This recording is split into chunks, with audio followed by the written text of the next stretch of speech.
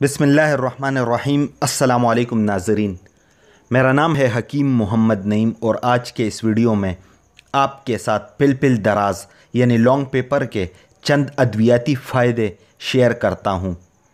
सबसे पहले आपको बताता हूँ कि ये एक बेलदार बूटी का पल है जो कि शक्ल सूरत में शहतूत के तरह का होता है।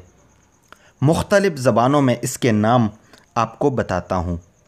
अरबी ज़बान में इसको दार फिलफिल कहते हैं, पारसी में पिल दराज, हिंदी में पीपल, सिंधी में पेरी, बंगला ज़बान में पिपली, पंजाबी में मग्गा और अंग्रेज़ी में लॉन्ग पेपर कहते हैं।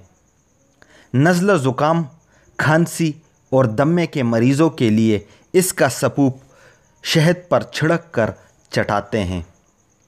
मैदे और हाजमे की कमज़ोरी वाले लोग अगर काली मिर्च की तरह इसका सपूप सालन पर छिड़क कर इस्तेमाल करना शुरू करें तो चंद ही दिनों में मैदे और हाजमे को ताकत मिल जाती है।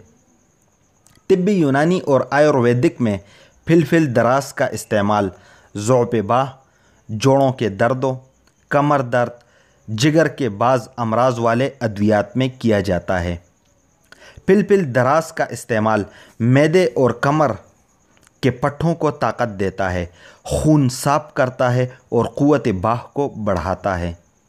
शुगर के मरीज़ अगर इसका एक दाना सुबह व शाम चबाकर चूसें तो उनके जिस्मानी दर्द और जिस्म के सुन्न हो जाने की तकलीफ़ ख़त्म हो जाती है।